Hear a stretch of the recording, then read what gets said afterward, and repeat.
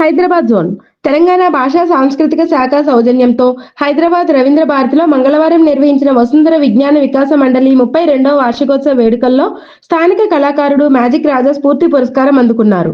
ప్రముఖ కవి, రచయిత, సాహిత్య విమర్శకుడు, అనువాదకుడు, తెలంగాణ సాహిత్య అకాడమీ తొలి కార్యదర్శి, మేడ్చల్ జిల్లా అదనపు కలెక్టర్ ఏనుగు నరసింహారెడ్డి, కాళోజీ అవార్డు గ్రహీత కోట్ల వెంకటేశ్వర రెడ్డి మ్యాజిక్ రాజాను శాల్వాతో సత్కరించి పురస్కారాన్ని అందజేశారు. స్థానిక లోకల్ ఛానల్లో తొలితరం న్యూస్ రీడర్గా, పాత్రికేయునిగా, కళాకారునిగా రాజా బహుముఖ ప్రతిభ అభినందనీయమన్నారు. ఈ సందర్భంగా వారు మాట్లాడుతూ, మధుకర్ వైద్యులు అంటే వ్యక్తిగతంగా చాలా ఇష్టం. ఎందుకు ఇష్టమో నేను సరిగ్గా చెప్పలేను. కొంతమంది కొన్ని విషయాలకి ఆన్సర్ సరిగ్గా చెప్పలేరు. విషయం తెలుస్తుంది కానీ రీజన్ తెలియదు. ఆయన బొగ్గు పుస్తకం పేరు బొగ్గు పూలు అనే పుస్తకాన్ని నాకు ఇచ్చి ముందు మాట రాయమన్నప్పటి నుండి ఆయనని శ్రద్ధగా పరిశీలిస్తున్నాను. ఒక గొప్ప జర్నలిస్టు అని అనుకున్నాను. నిజానికి జర్నలిస్టు, రచయిత, కవి, తర్వాత గొప్ప ఆర్గనైజర్ అని కూడా ఇప్పుడు నాకు అర్థమైంది. ఆయనని మొట్టమొదట వసుంధర విజ్ఞాన వికాస మండలి తరఫున ఏకైక బాధ్యుడు, ప్రధాన బాధ్యుడు, కర్త కర్మక్రియ అన్నీ అయినటువంటి మధుకర్ వైద్యులను మనం అభినందించాలి. అయితే ఇందులో సెంటర్ పాయింట్ ఒకటే ఉంటుంది. ప్రతి కార్యక్రమానికి ఒక లీడ్ ఉంటుంది. ఆ లీడ్ ఏంటంటే ఇప్పుడు అవార్డులు తీసుకోవడం అనేది లీడ్. కాబట్టి మీరందరూ ఈ ముచ్చట్లు, ఈ మాటలు, ఇదంతా డయాస్ మీద ఇంకేం నడుస్తుంది, తొందరగా అవార్డు ఇస్తే బాగుంది, తీసుకుందామనే మూడ్లో మీరున్నారు. మీ మూడ్ని లీడ్కి తీసుకురావాలంటే నేను తొందరగా 2 మాటలు చెప్పి ముగిస్తాను. ఎందుకంటే మధుకర్ వైద్యుల గురించి వాళ్ళ గురువు గారు ఇందాక వెంట్రిలాక్విజం కూడా చేస్తానన్నారు. మరి ఒకటే చేసిపోయారు, ఒక జోక్ పెద్దది పేల్చిపోయారు. ఒక్క మధుకర్ వైద్యులకే కాదు, నిజానికి ఆ సమయంలో ఎంత చైతన్యం ఉంటుంది. 10వ తరగతి, ఆయన 93లో 10వ తరగతి చదివాడు, నేను 83లో 10వ తరగతి చదివాను. అంటే నేను 10 ఏళ్ళు సీనియర్ కాబట్టి నాకు బాగా గుర్తుంది.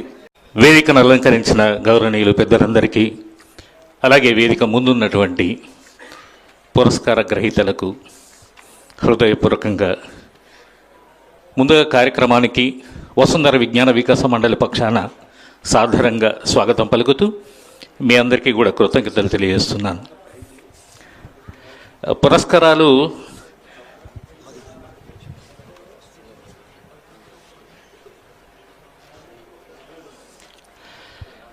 చాలా కార్యక్రమాలు ఉన్నందువల్ల నేను ఎక్కువగా సమయం తీసుకోకుండానే సరే అంటే ఇప్పటి వరకు ఒక్కొక్కరు ఏ రంగాల్లో ప్రత్యేకత కలిగినటువంటి వారిని ఇక్కడ వేదిక మీద ఎందుకు పురస్కారాలతో సత్కరించుకోవడం జరుగుతుంది అనేది మనందరికీ తెలుస్తూ ఉన్నది.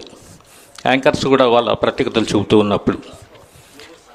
అయితే మీలో మరి ఎంతమందికి మధు ప్రత్యేకతలు తెలుసో నాకు తెలియదు. కాబట్టి ఇప్పుడేమో తను ఈ సంస్థ పెట్టడం వెనక ఉన్నటువంటి నేపథ్యాన్ని చెప్పుకొచ్చారు. 10th క్లాసులో అప్పుడు ఒక సంస్థను, సామాజిక సేవా రంగంలో ఒక సంస్థను స్థాపించాలనే ఉద్దేశంతో పెట్టినట్లుగా ఇప్పటికి 32 సంవత్సరాలుగా నిర్విఘ్నంగా ప్రతి ఏటా కూడా పురస్కారాల కార్యక్రమం అనేది కొనసాగుతూ ఉంది. ఇంతకుముందే తన మాటల్లోనే చెప్పుకొచ్చినట్టుగా అతడే ఒక సైన్యంలాగా మిగతా మిత్రుల తోడు ఉన్నప్పటికీ కూడా నిన్న మొన్న రాత్రి మాట్లాడినప్పుడు కూడా మధు నాతో ఫోన్ చేసి మాట్లాడుతూ పురస్కారాలు జరగబోయే కార్యక్రమం గురించి చర్చిస్తూ ఉన్నాడు.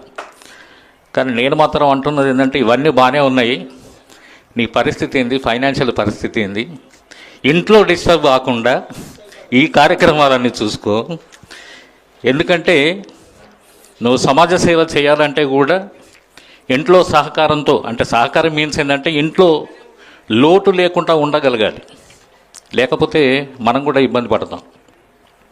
అంటే ఓకే గురుగారు దానికి ఏం తగ్గలేదు, అది కూడా 2 పడవల మీద ప్రయాణాన్ని కొనసాగిస్తూనే వస్తున్నానని చెప్పారు.